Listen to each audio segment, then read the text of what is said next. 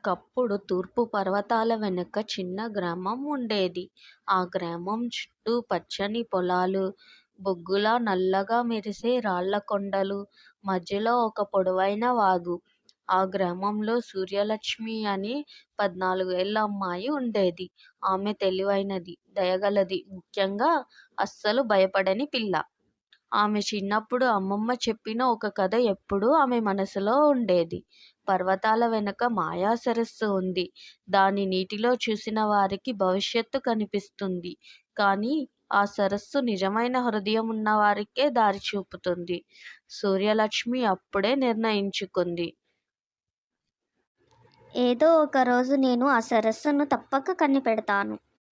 ఆ సంవత్సరం వరుసగా వానలు పడలేదు. బావులు ఎండిపోయాయి. నేల చీలిపోయింది. ప్రజలు నీటి కోసం తంటాలు పడుతూ జీవిస్తున్నారు. గ్రామ పెద్దలు సమావేశమై ఇలా అన్నారు. పర్వతాల వెనకాల ఒక రహస్య సరస్సు ఉందని విన్నాం. దాని నీటిలో మన గ్రామానికి మేలు చేసే శక్తి ఉందట. కానీ దాని దారి ఎవరికీ తెలియదు. సూర్యలక్ష్మి ముందుకి వచ్చి ధైర్యంగా చెప్పింది. నేను వెళ్తాను. ఆ సరస్సు దారిని కనుక్కుంటాను. గ్రామస్తుల్లో ఆశ్చర్యపోయి భయపడి ఆమెను ఆపాలని చూశారు. కానీ సూర్యలక్ష్మి మనస్సు ఖచ్చితమైనది. తాను చిన్న సంచిలో కొద్దిగా రొట్టె, నీళ్లు పెట్టుకుని ప్రయాణం మొదలుపెట్టింది. సూర్యలక్ష్మి పర్వతాల దారిలో అడుగులు వేస్తే చుట్టూ చెట్లు, ఆకులు సన్నని గానం చేశాయి. ముందు ఒక పెద్ద చెట్టు కనిపించింది. దాని వేరులు సర్పాలను తలపిస్తూ తిరుగుతూ ఉన్నాయి. అదే సమయం ఒక స్వరం వినిపించింది. తిరిగి వెళ్ళిపో అమ్మాయి, ఈ దారి నీది కాదు. సూర్యలక్ష్మి వెనక్కు తిరగకుండా పలికింది. నా గ్రామం కోసమే వచ్చాను. నేను వెనక్కు తిరగను. చెట్టు వేరులు నెమ్మదిగా దారి విడిచాయి. ఆమె మొదటి పరీక్ష గెలిచింది. చీకటి పడగా పర్వతం చీకటితో నిండిపోయింది. ఆ చీకటిలో మనుషాకార నీడలు కనిపించాయి. వాటిలో ఒకటి ఆమె ముందుకు వచ్చి పులి గర్జనలా శబ్దం చేసింది. సూర్యలక్ష్మి భయపడకుండా తన కళ్ళు మూసుకొని ఇలా చెప్పింది. నువ్వు నిజం కాదు. నా భయం రూపం నువ్వు. నాకేం భయం లేదు. ఆమె మాట ముగియగానే ఆ నీడలు ఒక్కసారిగా గాలి కరిగినట్టు మాయమయ్యాయి. ముందుకు వెళ్ళగా ఒక లోయలో రాళ్ళు నీటిలా వెలుగుతున్నాయి. అక్కడ ఒక పెద్ద శిలారూపం కాపలా కాస్తూ నిలబడి ఉంది. ఆ శిలారూపం మెల్లగా మాట్లాడింది. నిజం చెప్పు, నీ ప్రయాణం స్వార్థమా లేక ఇతరుల కోసమా? నా గ్రామం నా ప్రజల కోసం. వారికి నీటి అవసరం చాలా ఉంది. నేను వారి కోసం మాత్రమే ప్రయాణిస్తున్నాను.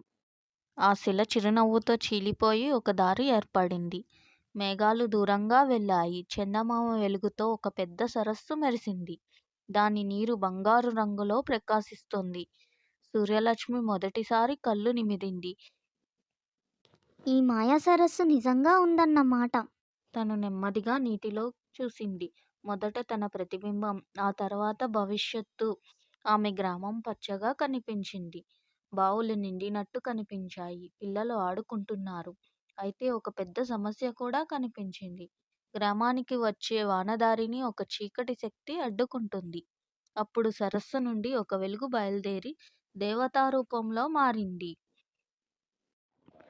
సూర్యలక్ష్మి, నీ హృదయం నిర్మలమైనది. కాబట్టి నీకు ఈ భవిష్యత్తు కనిపించింది. నీ గ్రామానికి నీరు రావాలంటే నీవు ఒక పని చెయ్యాలి. ఏం పని చెయ్యాలి దేవత? పర్వతాల గుండెల్లో ఒక పాత శాపం ఉంది. ఆ శాపం వానదారిని మూసేసింది. నువ్వు నీ ధైర్యంతో ఆ శాపాన్ని తిరగబెట్టాలి. నీ హృదయంలోని ప్రేమే ఆయుధం. నేను ఈ పనిని చేస్తాను తల్లి. దేవత చూపించిన దారిలో వెళ్ళగా ఒక పండిన చెట్టు కింద ఒక నల్ల శిల కనిపించింది. ఆ శిల నుంచి చీకటి పొగలు వస్తున్నాయి. సూర్యలక్ష్మి కళ్ళు మూసుకొని ఆమె మనసులోని ప్రేమ, గ్రామంపై ఉన్న దయను గుర్తు చేసుకుంది. అదే క్షణంలో ఆమె చేతుల నుంచి తెల్ల కాంతి వెలిగింది. ఆ కాంతి నల్ల శిలను తాకగా శిల కదలడం మొదలైంది. పగులున చీలిపోయింది. ఒక పెద్ద గర్జనతో ఆ చీకటి పూర్తిగా కరిగిపోయింది. పర్వతాలు గాలి పీల్చుకున్నట్టు శబ్దం చేశాయి. ఆకాశం ఒక్కసారిగా మబ్బులతో నిండిపోయింది. సూర్యలక్ష్మి గ్రామం వైపు పరుగు తీసింది. తన గ్రామానికి చేరుకునేలోపే వాన గట్టిగా కురిసింది. ప్రజలు ఆనందంతో నర్తించారు. తెల్లని పసుపు మెరుపుల్లో నేల పచ్చగా మారింది.